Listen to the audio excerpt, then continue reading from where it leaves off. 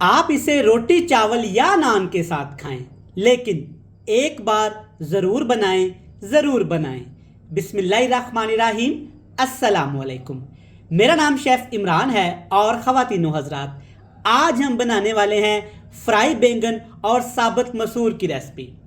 साबुत मसूर और बैंगन से बनने वाली ये रेसिपी इतनी मज़े की है, जो भी इसे खाएगा यकीन माने पहचान ही नहीं पाएगा कि बैंगन फ्राई किए गए हैं या इसमें कीमा इस्तेमाल किया गया है।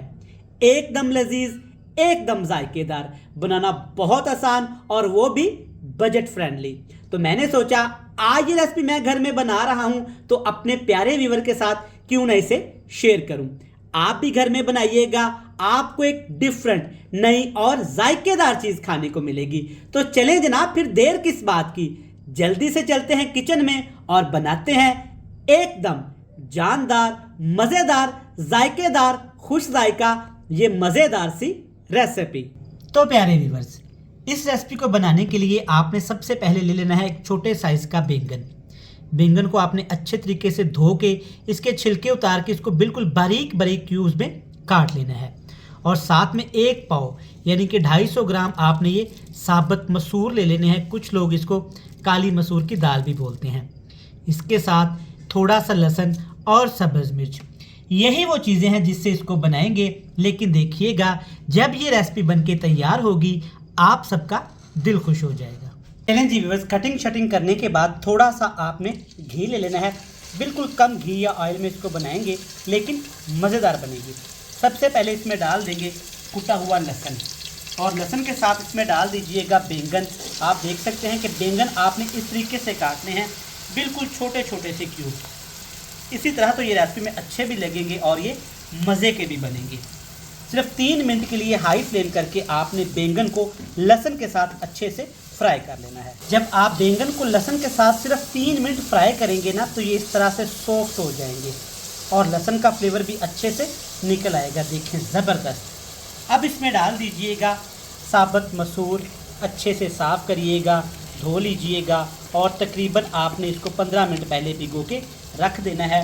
इससे ये जूसी बनेंगे। इसके साथ आपने कटे हुए टमाटर और सब्ज़ मिर्च डाल देनी है। टमाटर थोड़े से ज़्यादा इस्तेमाल करिएगा क्योंकि हमने इसमें ग्रेवी तैयार करनी है। चले जनाब, अच्छे से मिक्स कर लेंगे। मज़ीद सिर्फ 5 मिनट के लिए इसको भून लेंगे। मज़ीद 5 मिनट जब भूनेंगे ना, देखें माशाल्लाह प्यारा सा फ्लेवर आना शुरू हो जाएगा और टमाटर यहाँ पे थोड़े थोड़े से सॉफ्ट पड़ जाएंगे। अब इसमें डालिएगा प्याज, काट के भी नहीं, चॉप करके भी नहीं, बल्कि पीस के या अच्छे से कूट के एक बड़े साइज़ का प्याज और पेस्ट बना के इसमें शामिल कर देंगे। चंद मसाले इसमें जाएंगे जो कि बिल्कुल बेसिक से हैं। सबसे पहले इसमें जाएगा हल्दी पाउडर, कह लेंगे 1 टीस्पून भर के या उससे थोड़ा सा कम। और इसके साथ जनाब इसमें डाल देंगे ये वाला लाल मिर्च का पाउडर, जितना आप रेसिपीज़ में घर में इस्तेमाल करती हैं। नमक भी जाएगा टेस्ट के हिसाब से। आज इस रेसिपी को हमने बिल्कुल सादा से तरीके से बनाना है ताकि इसको हर कोई आसानी के साथ बना भी सके और खा भी सके। ये कि आज इसमें नमक अच्छे से मिक्स करेंगे और इसको हमने इतना फ्राई करना है कि प्याज के अंदर जो पानी है वो अच्छे तरीके से ख़त्म हो जाए और जो इसमें हमने मसाले चंद शामिल किए हैं ना, वो अच्छे तरीके से फ्राई हो जाएं। अच्छे से हमने तमाम चीज़ों को देखें फ्राई कर लिया है। जो हमने प्याज का पानी डाला था ना, देखिए प्याज के साथ बिल्कुल खुश्क हो चुका है और मसाले भी अच्छे से फ्राई हो चले हैं। अब इसमें डालिएगा कुटा हुआ धनिया।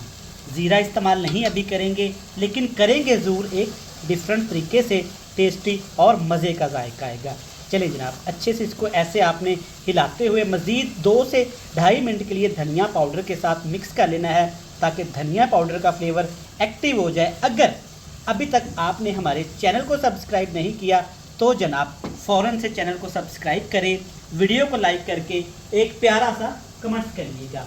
अच्छे से फ्राई करने के बाद अब इसमें डालेंगे तकरीबन 1.5 कप पानी। बड़े 1.5 कप हैं, कह लें कि 1 गिलास भर के, क्योंकि हमने बैंगन को पहले से ही फ्राई कर लिया था। मसर हमारे तकरीबन ऑलमोस्ट हमने भिगो के रखे हुए थे, तो इसी पानी के अंदर हमने उसको पका लेना है।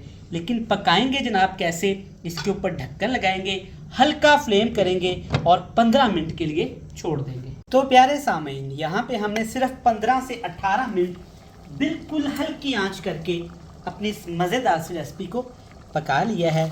और देखिए माशाल्लाह बैंगन इसके अंदर घुल मिल से गए हैं। और देखिए जो मसूर है, काली मसूर की दाल है, साबुत मसूर है, वो अच्छे तरीके से गल चुके हैं, टेंडर हो चुके हैं अल्हम्दुलिल्लाह। यहाँ पे आप नमक चेक कर सकते हैं, नमक कम हो तो डेफिनेटली और डाल लीजिएगा। अब इसको ज़ीरे का तड़का लगाया जाता है। जस्ट 2 से 3 सब्ज़ मिर्च लें, थोड़ा सा लहसुन लें और थोड़ा सा जीरा डाल के अच्छे से कड़कड़ा के इस मज़ेदार रेसिपी में डाल दीजिएगा। चलिए जी तड़का लगाते हैं और आपसे मिलते हैं फाइनल लुक में। देखिए ज़बरदस्त अल्हम्दुलिल्लाह तड़का बना के इसके ऊपर मैंने शामिल कर दिया है लहसुन, सब्ज़ मिर्च और ज़ीरे का। देखिए माशाल्लाह क्या ज़बरदस्त फ्लेवर है। और चेक करिए इसके अंदर जो हमने मसूर और बैंगन डाले थे आपको नज़र भी नहीं आ रहे, सब इसे कीमा दाल समझ के खा जाएंगे। इस रेसिपी को इस तरीके से ज़रूर बनाइएगा। रेसिपी अच्छी लगे तो चैनल को सब्सक्राइब करके, वीडियो को लाइक करके एक प्यारा सा कमेंट्स करिएगा। और मुझे दीजिएगा इजाज़त, कल फिर मिलेंगे। जहाँ रहें खुश रहें, हंसते मुस्कुराते रहें। अल्लाह हाफिज़।